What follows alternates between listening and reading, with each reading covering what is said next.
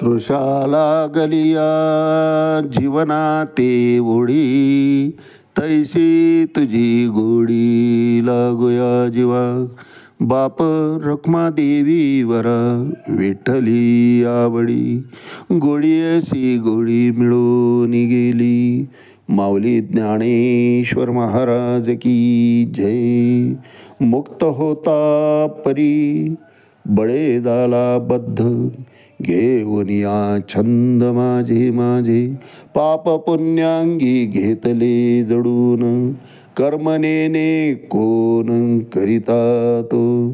तुका म्हणे गेले व्यर्थ वाया विन, जैसा मृगशीन मृगजडी. जीवाचं मूळ स्वरूप जे आहे ते मुक्तच आहे महाराज. जीव स्वतंत्रच आहे. अहो अंश कोणाचा आहे? भगवंत सांगतात ना, ममवंशे जीव लोके जीवभूता सनाता. माझेच अंश आहेत अर्जुना. मग त्याचं अंश आहोत, बद्ध कसं असेल महाराज? साखरेचं पोत आहे, त्यातून कण बाजूला पडला, त्या कणातलाही कण, सूक्ष्म कण बाजूला पडला. साखरेचे गुणधर्म त्याच्या अंगात असणार नाहीत का महाराज?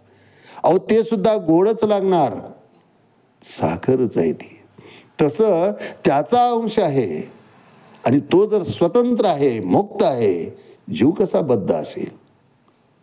परंतु देहधारी जीव बद्ध होऊन जातो.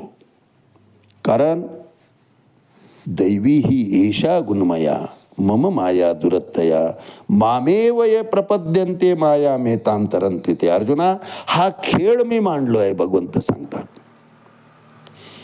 या मायेची निर्मिती मी केली आहे. आणि भगवंत ज्याची निर्मिती करतात ते हानिकारक कसं असेल हो? मायेमुळेच ब्रह्म जोडला जातो. मायेची प्रखरता जीवाच्या ठिकाणी जाणवते, म्हणून ब्रह्माची ओढ निर्माण होते महाराज.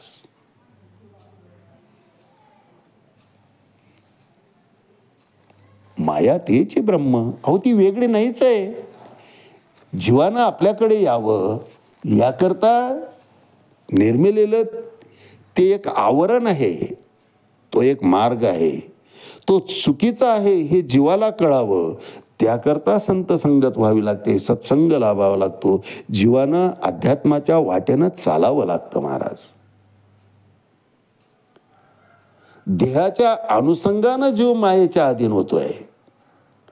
त्याला कारण फक्त एकच, घेऊन या छंद माझे माझे. मी मी मी माझं, मी माझं, हा जो छंद आहे तो छंद मायेला पूरक आहे महाराज. त्या छंदातून बाहेर यावं लागतं, संन्यस्त व्हावं लागतं. आणि मी माझी ऐशी आठवण, विसरले जयाचे अंतःकरण, तो संन्यासी जाण निरंतर पंडुकुमारा. एका वाक्यामध्ये माऊलीने संन्यासाची व्याख्या सांगून टाकली आहे की मी आणि माझं एवढं म्हणायचं सोडा अर्जुना, संन्यस्तच होऊन जाल. खरा संन्यासी तोच आहे ज्यानं मी आणि माझं म्हणायचं सोडलं. आणि अर्जुन तर कुरुक्षेत्री आलेला आहे, माझ्यावर अन्याय झाला आहे, माझा अधिकार आहे, माझं हिरावून घेतलं, मला असा त्रास झाला. हे जे मी मी माझं, मी माझं, हे भगवंताला मान्य नाही. आता युद्ध जे करायचं आहे ते अधर्माच्या विरुद्ध धर्माचं युद्ध आहे. धर्माची प्रतिस्थापना करायची आहे. परित्राणाय साधूनाम विनाशाय दुष्कृताम, धर्मसंस्थापनार्थाय संभवामी युगे युगे. भगवंताने जे ब्रीद दिलेलं आहे ती ब्रीद प्रत्यक्ष आपल्या हातून पूर्णत्वाला नेण्याचं भाग्य आपल्याला लाभत आहे. हे अर्जुनाच्या ठिकाणी बिंबावं याकरता भगवंत भरकटलेल्या अर्जुनाच्या मनाला स्थिरता देण्याकरता योगाभ्यासाचं महत्त्व या ठिकाणी सांगतायत. आपलं आजचं चिंतन श्रीमद भगवद्गीता आत्मसंयम योग अध्याय 6 श्लोक 15. युञ्जन्नेवं सदात्मानं योगी विगत कल्मषा सुखेन ब्रह्मसंस्पर्शम अत्यंतम सुखमश्नुते. यावर भाष्य करताना माऊली 344 क्रमांकाच्या ओळीत सांगतात, मग म्हणे पार्था ते हे ऐसी व्यवस्था अनियतासी योग्यता ना अनियतासी सर्वथा योग्यता नाही. भलत्याच्या अंगी ही योग्यता नसते रे बाबा, भगवंत सांगतायत.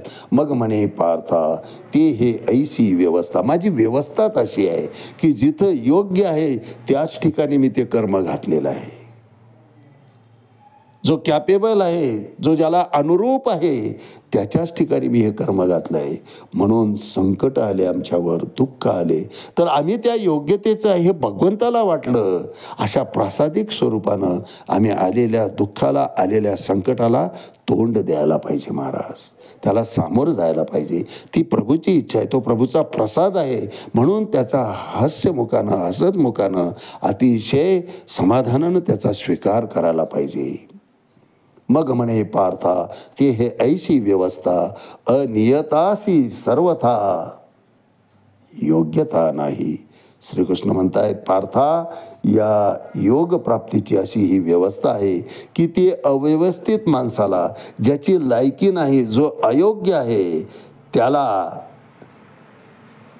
प्राप्त होण्याची ज्याची योग्यता नाही, त्याला मी हे सांगण्याच्या भानगडीतच पडत नाही. तशी बुद्धी त्याच्या ठिकाणी मी उत्पन्नच होऊ देत नाही. अहो, इथं बुद्धीमध्ये उत्पन्न होण्याचा प्रश्न कुठे आहे महाराज?